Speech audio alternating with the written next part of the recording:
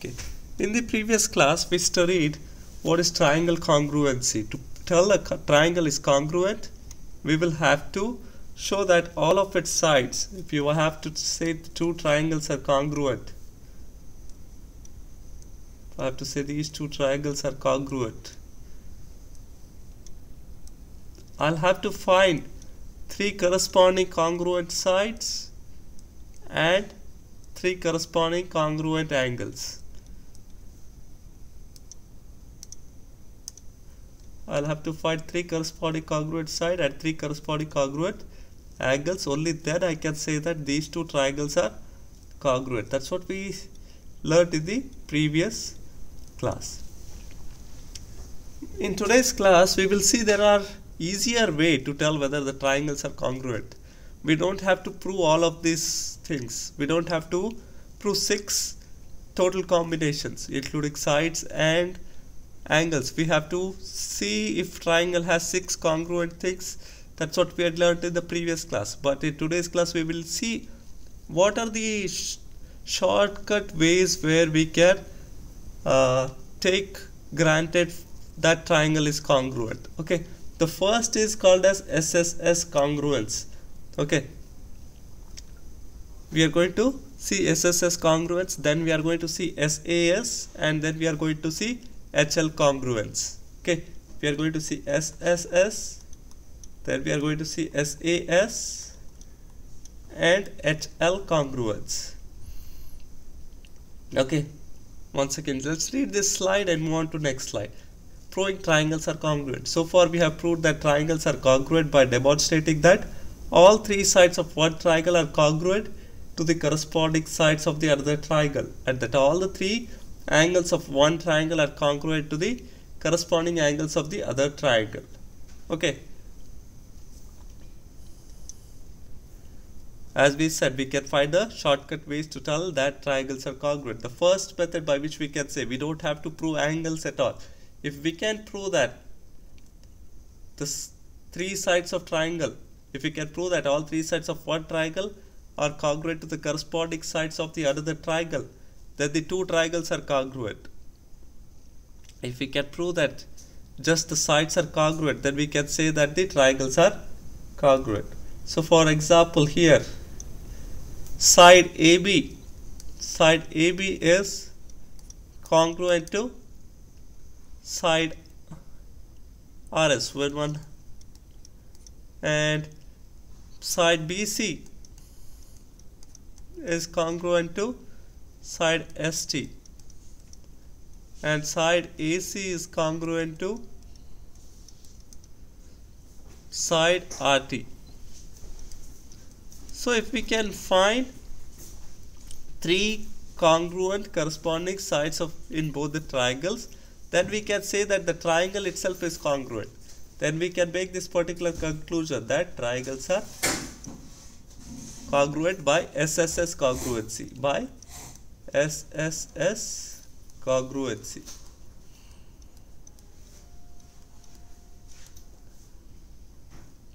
And we got to match ABC. A was located between one hash line and three hash line. So with one hash line and three hash line, in between them we have R. So R should be the first letter here. And B was located between one hash line and two hash line. So between one hash line and two hash line we have a S. So S should be our second vertex.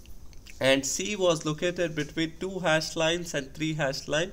So here between two hash line and three hash line we have T. So T should be our third vertex. We saw an example. Let's see the next slide.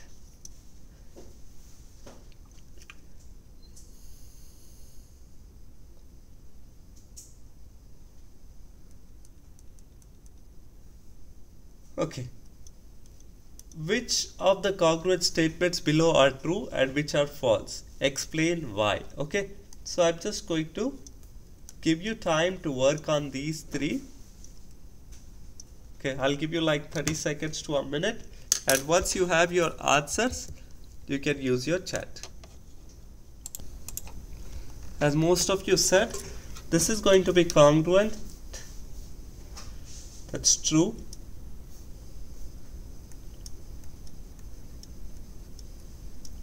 because A is located between 2 and 3 hash lines, F is also located between 2 and 3 hash line, B is located between 1 and 3 hash line, E is also located between 1 and 3 hash line, C is located with 1 hash line and DC, and same way D is located with 1 hash line and DC. So this is going to be true, that's right. This is false because we don't know what is the length of UN. We don't know the length of UN. If we had the length of UN, then we could have tried to see if this particular things are congruent. So for example, LM should be equal to UV. We know LM is 9 units, but I can't tell what will be the length of UV because I have not been given the length of UN. So therefore, this is going to be false. If we knew the measurement of UN and if it would match, then we could say it's true. Let's see PQR and RTS. That's also going to be true because we have P is located between 2 and 3 hash lines, R is also located between 2 and 3 hash lines, Q is located between 3 and 1, T is located between 3 and 1 hash line, R is located between 1 and 2 hash lines, and S is located between 1 and 2 hash line. Okay, let's move on to the next slide. Okay, they have given us Ij is congruent to Kh, Hi is congruent to Jk, and they are asking us to prove that triangle IJH is congruent to triangle KHJ. Okay.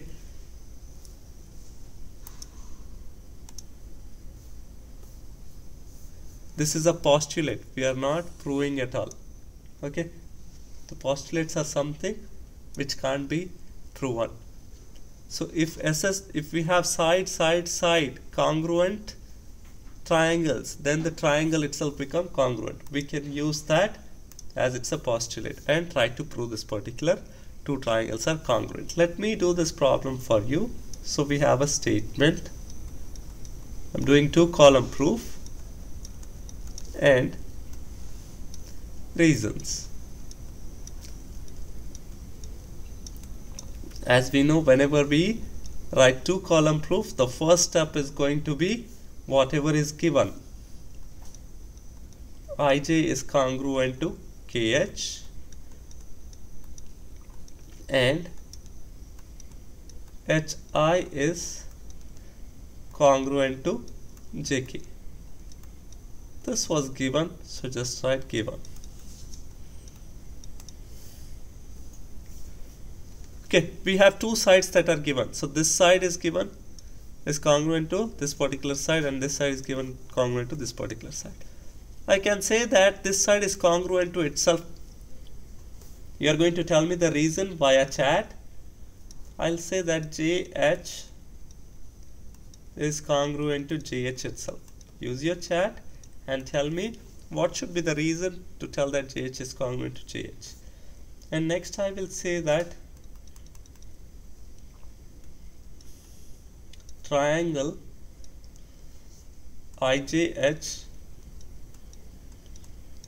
is congruent to triangle KHJ. Okay, use your chat and tell me the answers for the second and third step.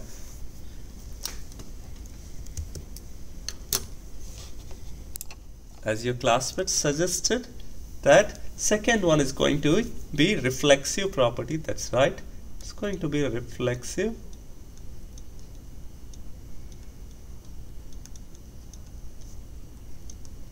property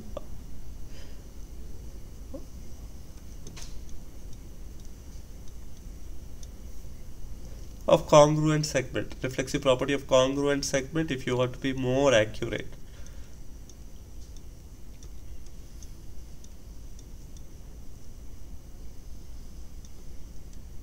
Because we have, instead of equality, we are directly saying congruent. So reflexive property of congruent segment, and this is your SSS. Whenever you are getting confused which postulate you are using to tell the triangles are congruent, just label them and see one triangle what the pattern forms. SSS. So you have SSS congruence. SSS triangle congruence postulate, to be more accurate, you can say in this way.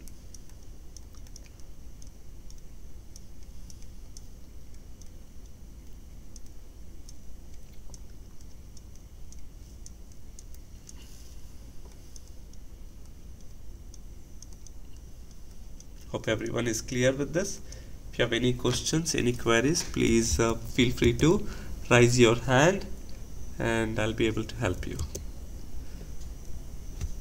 Let's see the next slide, as I don't see any hands. We are seeing one more proof. Once again, I will want you all to write the reasons while I write the statements for this particular proof. Once again, I'll be using 2-column proof.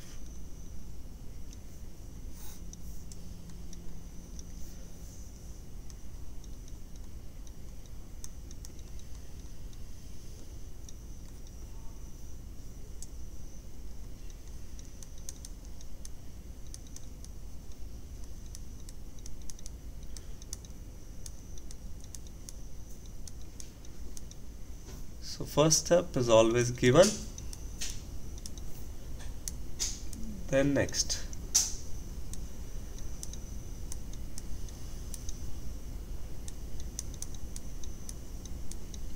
I'm going to say it is congruent to DC.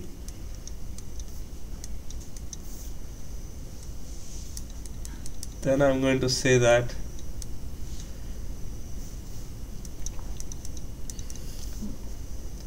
BD is congruent to BD itself.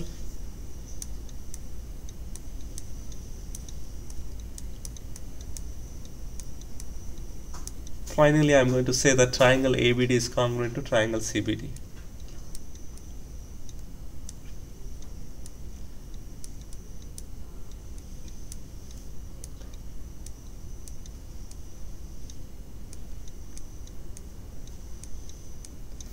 Use your chat and tell me what is the reasons for second, third and fourth step.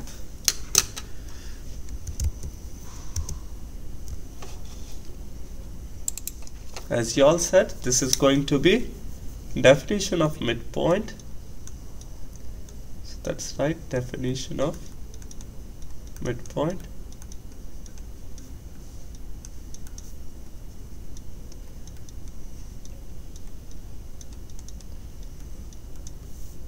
And this is reflexive property of congruent segment, because we are telling that the segment is congruent to itself.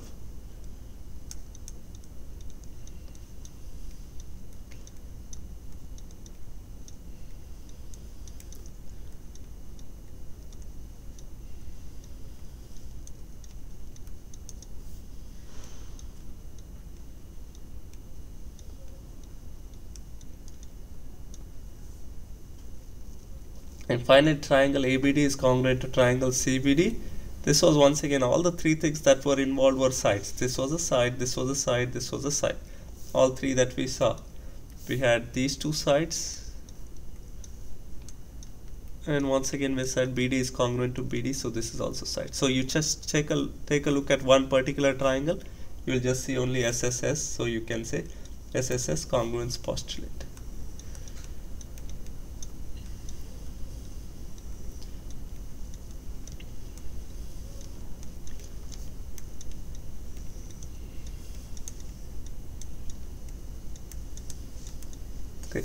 Let's move on to the next slide.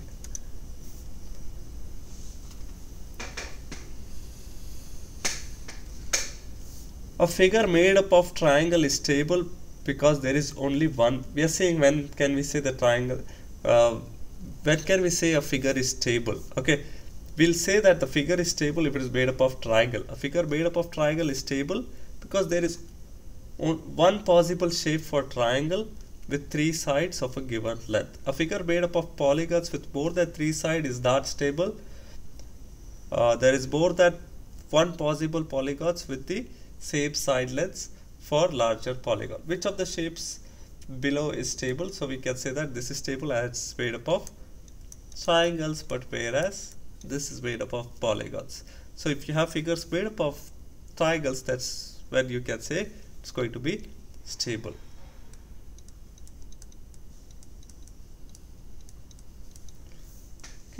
Let's see the next slide. We saw SSS congruence postulate. Now we are moving to the next congruence postulate, which is your side angle side triangle congruence postulate. It says that if two sides of one triangle and an included angle, okay, the angle should be included. The angle should be included.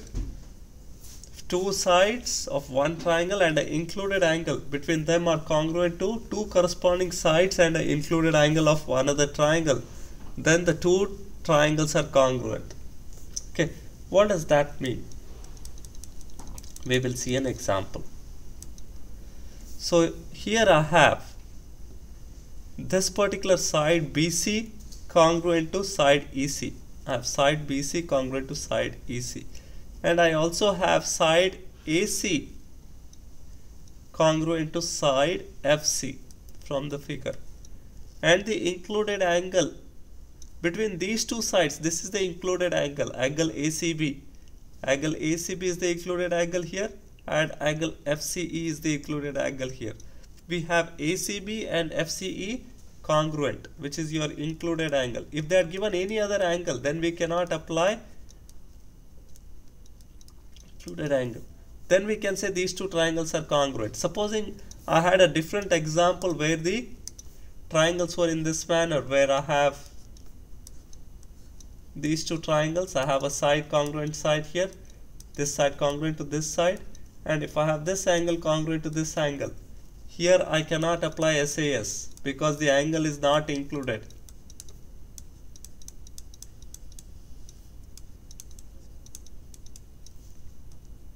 I cannot apply SAS because angle is not included. See, the angle should have been here. If I have got this angle congruent to this angle in the figure, then I can apply SAS.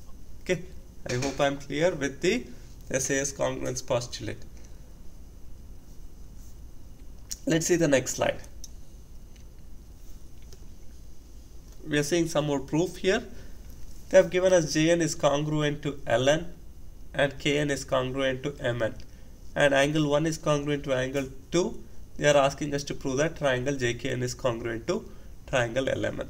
Okay, this proof is quite simple and I need your help to fill up the reason. So it's a 2-column proof, statements on the left and reasons on the right. So first step is always whatever is given. Jn is congruent to Ln, comma Kn is congruent to Mn, and angle 1 is congruent to angle 2. That was given to us. It's just a 2-step proof. Triangle JKN is congruent to triangle LMN. Okay, use your chat and tell me what should be the reason here. I have this particular side congruent to this particular side, this particular side congruent to this particular side, and I have an angle which is included between these two. So use your chat and tell the answer for the second reasons. So we have here SAS congruence postulate, which is absolutely right. SAS triangle congruence postulate, if you want to be more accurate.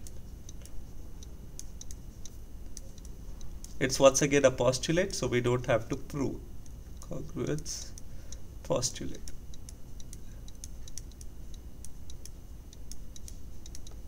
Okay, let's see the next slide.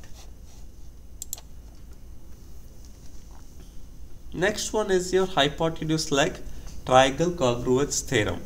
This is a theorem. The first two that you saw was a postulate, but remember the hypotenuse leg is your third way to prove that two triangles are congruent. It says that if the hypotenuse and one leg of a right triangle are congruent to hypotenuse and one leg of the another right triangle, then the two triangles are congruent. So here I can say these two triangles are congruent. How is this related to postulates and theorems? We already know. Okay, first of all, we'll say this is congruent because this is your, you can pick up whichever leg. We have two options for leg, but this is not given. Either this can be the leg which is congruent to the other leg, or this can be the leg. But the hypotenuse is always opposite to right angles. This is your hypotenuse, AB. We have AB congruent to DE. So this was your hypotenuse. Okay, and you need one leg that is congruent, which is AC congruent to FD. So therefore you can, this is your leg that is congruent. Therefore you can make this particular conclusion using hypotenuse leg triangle congruence theorem. We will see the proof later on. We can say that hypotenuse leg triangle congruence theorem, we can say that these two triangles are congruent. How is this related to postulates and theorems that we already know? Okay, whenever we have a hypotenuse and leg congruent, automatically I can say that this will be congruent, and we can apply SSS congruence, and then we can say the triangles are congruent. I can say this as congruent because if these two sides are congruent, then the third leg will also be congruent. I can prove this. If you can just see here, I have AB equals DE, right, in the length, and we also have AC equals DF. If I can prove that CB is congruent to FE, then I can say that I can apply SSS congruence by, let me call this, CB is going to be what? CB is going to be square root of AB square minus AC square. AB square minus AC square, because we can apply Pythagorean triplets or Pythagorean theorem and get this. But as AB equals AC, I can also say this is going to be DE square minus DF square, which means DE square minus DF square is nothing but FE. So therefore I can get the third side also to be equal. If I get third side equal, then I can use SSS congruence postulate. So whenever we have hypotenuse leg, it means that we can also apply SSS congruence postulate, but we'll have to add a further step using Pythagorean triplet, telling that these two sides are equal. I hope I'm clear. If you need a little more explanation, you can ask. Okay, let's see the next slide.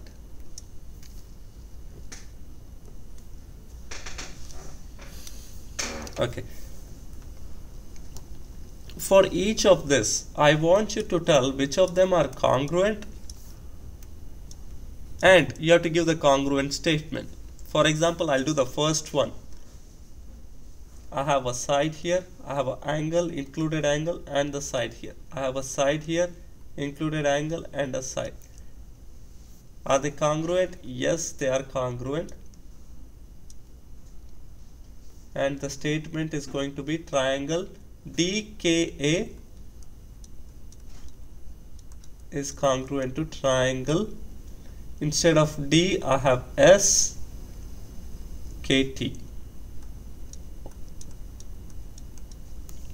Okay, I want you to try second, third problem. Use your chat once you have the answer. Okay, I'll give you like a 30 to 40 seconds to write those. Okay, we had the previous one by SS congruence, that triangle DKA is congruent to triangle SKT. Here this particular side is congruent to be itself. So we have a side, side, side congruence. So this is by SSS congruence postulate. By SSS congruence postulate, I can say that triangle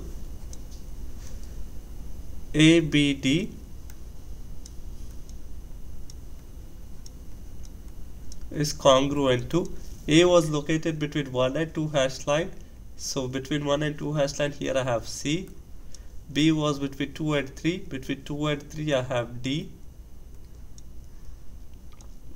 And finally I have CD, B as the triangle congruent statement for the second one. For the third one, they have given us this particular hypotenuse because it's a right triangle. This is your hypotenuse, and these two sides, once again, here I have these two hypotenuses which are congruent, and this leg is congruent to itself because by reflexive property. So I can apply HL congruence. I can apply HL congruence and say that these two triangles are congruent. MNO, triangle MNO is congruent to triangle. In place of M I have R. In place of N I have O this time and RON. Okay, let's see the next three. I want you all to use your chat and we want maximum participation this time. So try these problems. 4, 5, 6. I'll give you exactly a minute. Give the reason and triangle statement for 4, 5 and 6. Okay, so on this one, let's check if these two triangles are congruent, and if they are, by what postulate are they congruent. Let's see. So we have here, I would say only HL congruence will be accurate, but not the other one, because I can definitely say LJ is congruent to IG, which is the hypotenuse, and JK is congruent to HG. I can say that JK is congruent to HG, which is your leg, and I can also say that the hypotenuse IG is congruent to LJ, which is your hypotenuse, and this was leg. I cannot say this as SAS because the angle that is there, it's not included. I don't have LK congruent to HI. If I would have had LK congruent to HI, then I can use SAS. Few of you got confused. I told that SAS was the reason, but you cannot apply. You can apply only HL congruence, and then you can make a statement: triangle IHG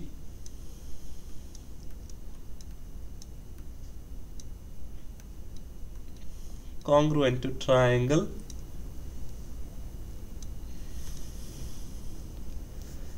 between one hash line and no hash line. You have L K G. Okay, that was your fourth one. Let's check the fifth one.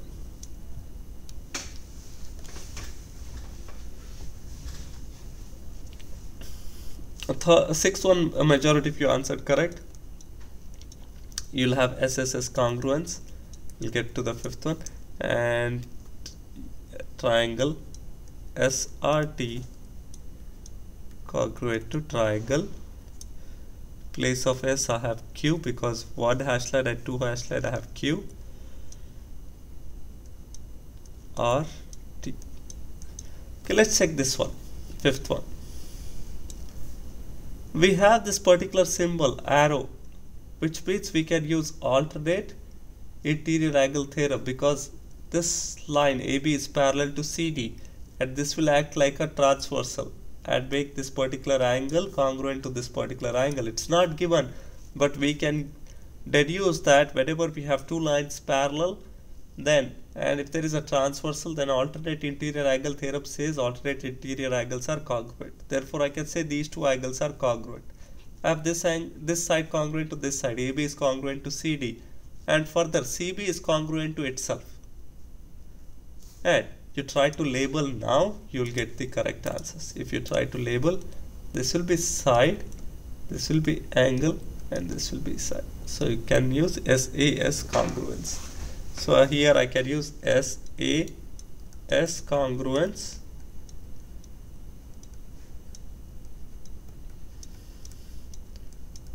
and conclude that triangle ABC is congruent to, in place of A and B I have D and C, triangle DCB.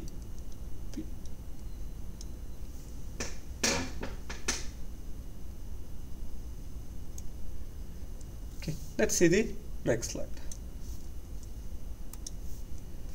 Okay, that was the last slide. So go ahead, use your rest of the class time to work asynchronously on this particular worksheet which is there on the hub. If you have any questions, doubts, or if you have any think that you need help with the grades, you can ask me now. Okay,